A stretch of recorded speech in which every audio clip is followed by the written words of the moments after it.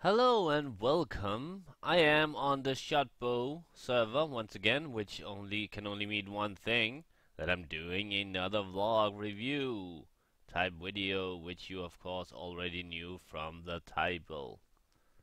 Let's just say title. I meant of course title. Let's get physical. Well, let's get into the mine. See, I wish you could, like, skip this. I don't care about any of these other games. I just want to play them and see. Let's see which one we want to choose. Um, uh, well, they're only US servers, actually. That's kind of ridiculous. Anyway, let's just take this one. And we are, of course, right here. Let's get our... No, that was wrong. Let's get this on. And we still don't have any weapons. Hopefully that will change. But yeah, today I'm going to do a review of a classic game which I completed many years ago, around the same time that it actually came out, I think. And that game is Pandemonium, which is a 3D platforming game. I think it was one of the very first 3D platform games, not really sure. But I know it was in the early days of the 3D platformers anyway. So early, in fact, that there really wasn't any... I should probably find some water. Holy motherfucker, yes, I should. Water. Is there a well around here? Jesus Christ, I'm dying of thirst. Oh God, oh God, oh God, oh God. Did I mention? Oh God. I can hear a zombie too. Why am I moving this fast? Am I not moving extremely fast? Or is it just me? Oh, we got water over here. Oh, thank you. Thank you. Careful. Oh. I can't take this water because there's no source. Oh my God, could it be any more lame? Oh, this is so dumb. Yeah, I'm dying of thirst next to a fountain. Makes sense, right? No, not really. Oh, we got water here. We got water. Oh. Jesus Christ. In a handbasket. Anyway, Pandemonium. Pandemonium, as I said, Pandemonium is a 3D... ooh, we got an axe. It's a 3D platforming game. Although there really isn't that much 3D about the movement itself. You're still moving in a 2D perspective most of the time. Sometimes you're running inward, but you can't really... What I'm trying to say is that you can't really control which direction you go. You can run back or forth, basically. There is not yet added the ability to go in like a third dimension. But the graphic is in a third dimension. It's a beautiful game. I just actually... there's a zombie on top of that building. Just before I started recording this video, I actually went on YouTube to kind of check out the game. Because it is, like I said, it's many years ago since I played it last. But, to be honest, the game is still as beautifully stunning as it was back then. Yes, the graphic is, of course, outdated, but the environment is still very awesome to look at. It's a really fun game, and I think it's one of the earliest game I ever completed. Well, that and Duke Nukem 3D and Rise of the Triads and stuff like that, maybe Rebel Assault. So, but yeah, it's a nice game, and I think it's still, it's if you like platforming games, this is a great game to play, no doubt about it. And like I said, it might as well have been 2D, although the 3D aspects of it makes it look a lot more stunning than if it were only a 2D game. Just eating some watermelon, don't mind me. Now, to the movie reviews. I didn't know actually what kind of movies to. Oh shit! Shit! Shit! Ow! You asshole! Nobody likes you. I'm axing you. Ha! Did I get cut? I'm not bleeding, am I? Am I bleeding? I don't think I'm bleeding. Awesome. But yeah, like I said, I didn't know what kind of movies to review together with this game because there really wasn't anything that came to mind. So I thought, what that I'll do musicals because I don't know which game I would get to do musicals with anyway. So, and I like musicals. Well, some of them. And here is the ones that I've chosen. The first one is Moulin Rouge. Moulin Rouge is an amazing musical, in my opinion. Great music, great actors. We have Ewan McGregor, we have Nicole Kidman, we have John Leguizamo as a dwarf, and well, that's pretty much all of them. The ones I can remember. Now, the thing with the Moulin Rouge is, if you don't know, the songs are not written for. I think there are, with exceptions of a few, but most of the songs are not written for the movie itself. They take like old songs and some kind of new songs and try to make them fit into the musical. Now, a lot of musicals these days are doing this. Like for instance, Mamma Mia, that made a musicals out of Queen song. No, sorry, out of ABBA songs. They also had a Queen musicals, which I can't remember what it's called. I think it's called Queen the Musical. And there was Across the Universe, which was made of Beatles songs. Now, I haven't seen the Queen one. I've seen the movie version of Mamma Mia and Across the Universe. I'm not reviewing these, by the way. This is just to make a comparison. But what they do is they have to stay within the limits of the artist, which means that they often go to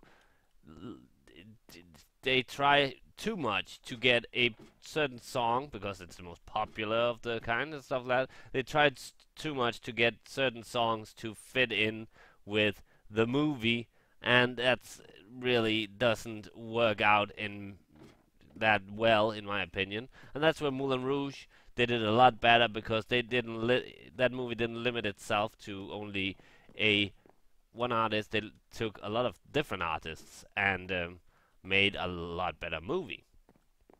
Uh, so yeah, I love Moulin Rouge. Great movie. I've seen it lots of times. I have the soundtrack because it's a really lovely soundtrack. Next movie is Hair. Now this is an old school musical, and I was quite surprised when I saw it because I knew most of the actors in the movie, John Savage and Tread Williams, and I think it's Beverly D'Angelo, right? Not really sure, but yeah, I knew of them, but I never really thought of them in a musical kind of way, especially not Tread Williams. So it was quite surprised to see them sing. But it was wonderful. Tread Williams has an amazing singing voice. I really love that, especially that song he does in the movie. I can't remember what it's called. It's I got something. Oh hi, go away. But yeah, I got hair. Is that what it's called? He no, I can't remember. This is really great song, really great scene in the movie. What's a awesome musical. I think it's from the late 70s. No, it's actually from the mid 70s. Can't remember. I really can't. But yeah, Hair, awesome. Next up, we have Repo, the Genetic Opera. Now this is a little different. This is a lot. Well, this is a lot different. This is more of a gothic musical with some more rock-like music. It stars Anthony Stewart Head, which people mostly know from TV series such as Buffy the Vampire Slayer and Little Britain. Great actor, really amazing singing voice, and he plays. He has the lead in the movie as the Repo Man. It's a. I'm not really gonna go into that much. Too much about the stories and the music in these movies, because what I'm reviewing is basically the the music of the movies. So yeah, in the movie we also have Paris Hilton playing a bitch, which she does great. Um, and we have Nivek Okra, who is the lead singer of one of my favorite bands, Skinny Puppy. Really, no chests in any of these towers? Jesus. But yeah, Repo the Genetic Opera it's a modern musical, more like I said, gothic, more rock music. Uh, some great visuals as well. Had some comic book style to it. Really recommendable. Next up, we have Crybaby. Crybaby is kind of like Grease, only weirder. And it's directed by John Waters, who also made Pink Flamingos, really great director. And it stars Johnny Depp, uh, Ricky Lake, Iggy Pop, and Tracy Lords. I think Tracy Lords is in it. But it's a really, really weird cast, and but it's an amazing musical. Like I said, the story itself is kind of similar to Grease in the way of the outsider meets the. I was about to say the insider. But yeah, the outsider, the greaser meets the more square, and that's kind of weird. That's a normal thing in musicals. You see it in Grease. You also kind of Moulin Rouge is the same way, and Hair we have the same way as well. Although that's the square meeting a bunch of hippies, which is kind of the reverse story, where the square is I don't know, maybe not the reverse story, but Crybaby, really great great songs in that. King Crybaby and Please Mr. Jailer, stuff like that. Really amazing musical. Last musical is the probably my favorite of them all, and that is the Rocky Horror Picture Show, starring Tim Curry, Meatloaf, Susan Sarandon, Brian something, I can't remember his name. He played the mayor in Spin City, and also Richard O'Brien, I think that's his name, who actually wrote the original play. Tim Curry actually played it on the theater as well as in the movie. And I think Rocky Horror Picture Show was actually Tim Curry's first movie role. Up till then, he had mostly just, well, only just done theater. I think. Don't quote me on that. But yeah, Rocky Horror is an amazing, and it has, of course, a cult following. Both the movie and the play. I saw the play here in Aalborg. Some people who had been playing it for years in London came to Aalborg and played it, and it was an amazing experience, really amazing. And I've seen the movie many times. So yeah, to sum up, we talked about Pandemonium, a 3D platforming game, old school, among one of the first of its kind. Really, really fun, great visuals. I think it might be abandonware. Not sure. If not, it probably will be, or you can probably get it very cheap. I would say even if you have to pay for it, I would say it is a game worth checking out. Then we talked about musicals, and which were Moulin Rouge, Hair, Repo the Genetic Opera, Crybaby, and Rocky Horror Picture Show. And just before I go, there is one more musical that I feel I have to mention, and that is Nudist Colony of the Dead. That's right, Nudist Colony of the Dead. It's a zombie musical. Nudist zombie musical. And it's horrible. but watch it anyway because it's hilarious.